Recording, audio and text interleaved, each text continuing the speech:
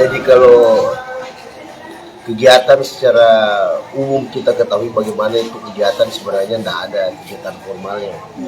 Yang formalnya itu sebenarnya Baruga nanti ya tanggal 16. Nah, cuman itu biasanya kita adakan secara tidak formal lah.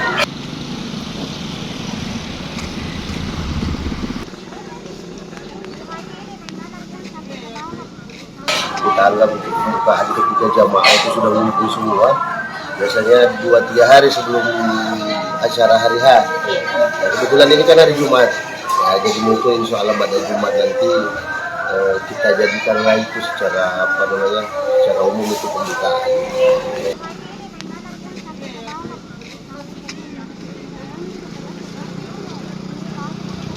Di rangkaian kegiatannya itu cuma itu aja deh,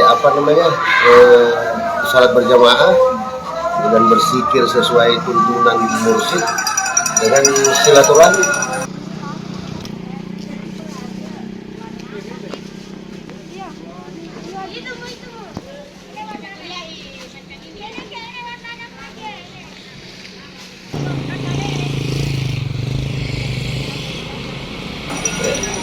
Termasuk juga bersyarat kepada para mursyid yang baik yang masih hidup maupun yang sudah wafat. Itu juga tadi. Kalau kepastian jumlah pastinya itu saya tidak bisa pastikan gitu. Cuman penggambaran seperti ini. 2017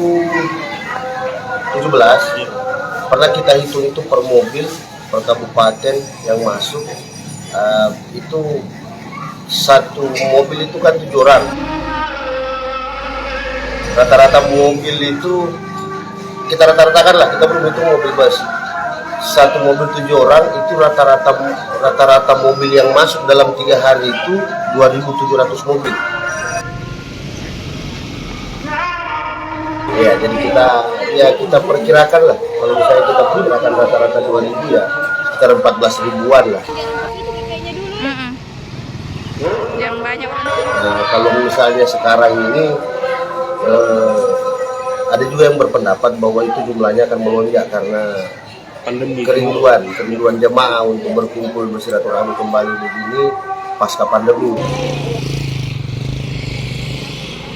Kalau perkiraan pastinya ya saya belum tahu pasti deh. Kalau kita mau perkirakan pastinya itu nanti puncak. Karena ini saya lagi berdatangan ini. Kecuali kalau misalnya data random yang kita mau ya sekitaran situ lah. 10.000 sampai 10.000 ya.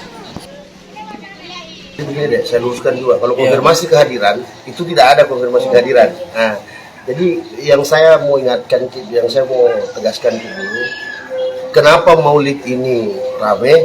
Ya. Karena adanya bersamaan dengan haul salah satu mursyid.